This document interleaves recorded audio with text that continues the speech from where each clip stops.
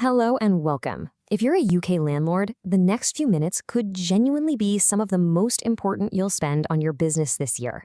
We're tackling the single biggest question in property right now. Should you move your portfolio into a limited company? Let's dive right in. I'm going to take a guess that for a lot of you, the answer to this is a huge, resounding yes. It feels like every single tax year, the pressure just mounts, the rules get more and more complicated, and actually making a decent profit gets that much harder. This is the core problem we're going to unpack today. And to help us cut through all of that complexity, this whole discussion has been arranged by the specialists at My Tax Accountant. They've put this together with one simple goal: to bring some real clarity to the confusion, so you can make the absolute best decision for your own portfolio. So here's our game plan. We'll start with why you're feeling that tax squeeze. Then look at why a company's structure looks so appealing. After that, we hit the hard reality of the switching costs. We'll also cover a really critical warning from HMRC, figure out when this move actually makes sense, and finish up with your professional next steps. Okay, first up, the landlord's tax squeeze. Let's get to the bottom of why so many of you are feeling this financial pinch right now.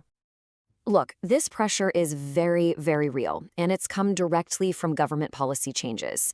The biggest hit, by far, has been the restriction on mortgage interest relief, which has been absolutely brutal for higher-rate taxpayers. Add your personal tax burden on top of that, and, well, it's a tough spot to be in. And this number really says it all. You see, you used to be able to deduct your full mortgage interest costs before calculating your tax.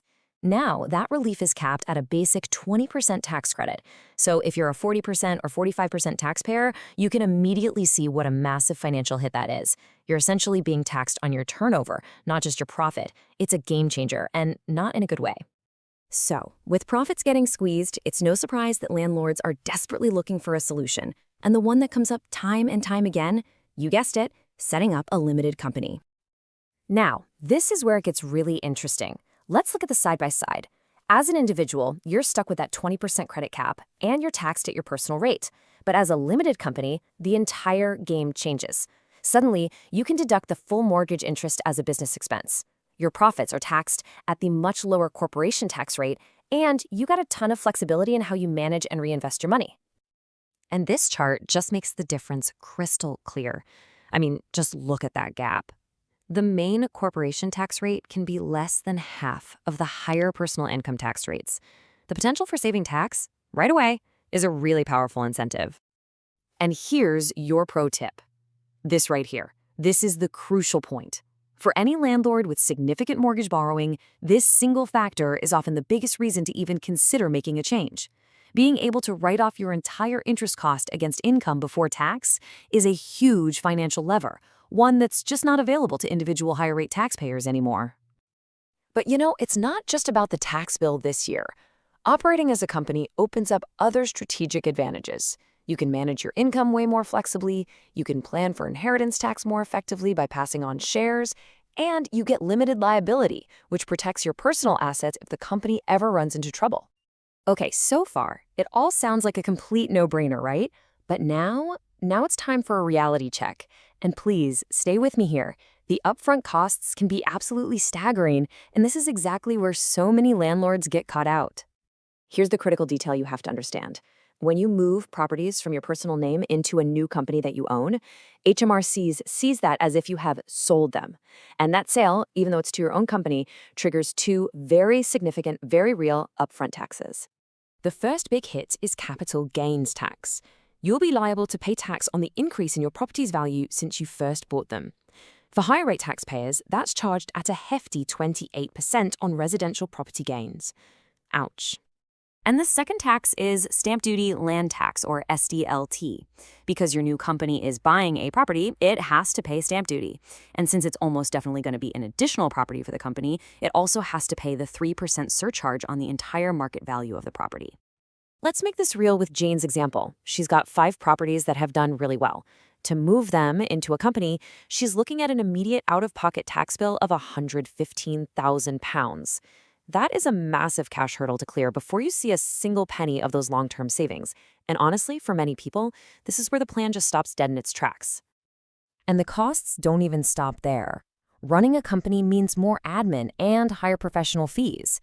You've got annual accounting, legal fees for the property transfers, filings with company's house, and this is a big one. When you want to take money out of the company for yourself, you'll probably have to pay dividend tax on it. But that's not all. Here's where most people go wrong.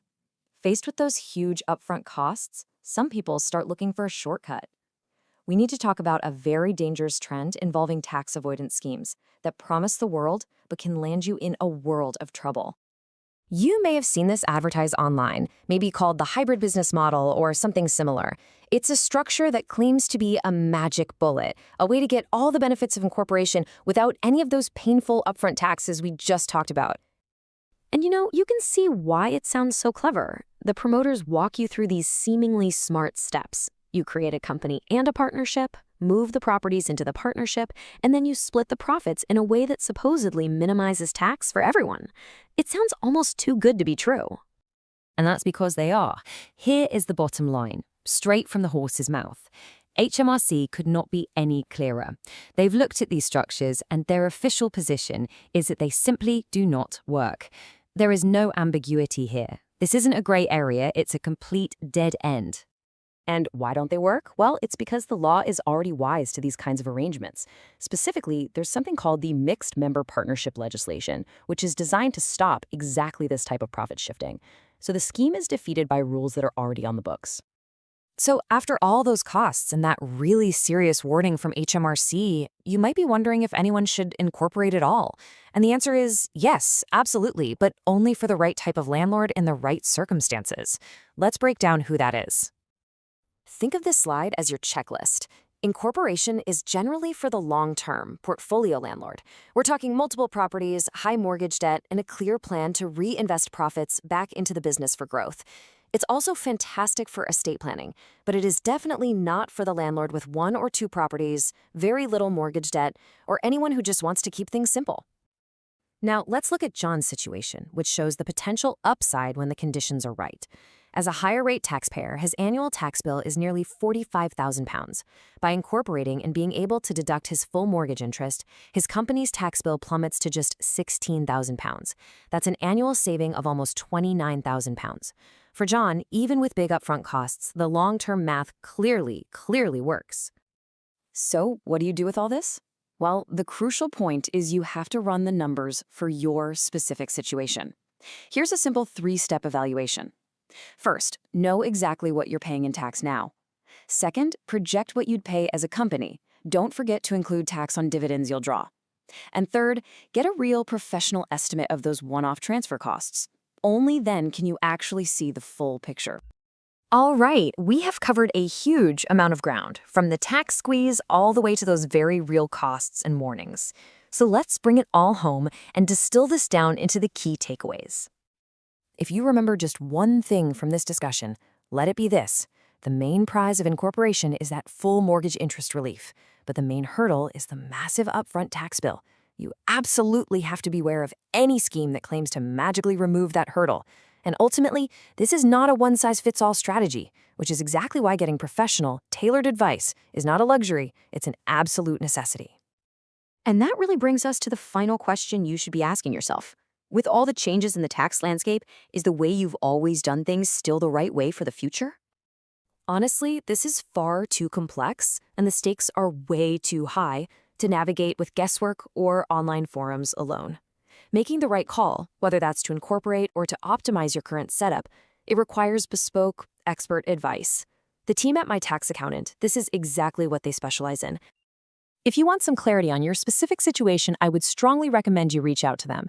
You can get in touch via WhatsApp or phone on 07854 255 375, or you can email them at info@mytaxaccountant.co.uk. And for more helpful updates just like this one, make sure you subscribe to their YouTube channel. Thanks so much for joining this discussion.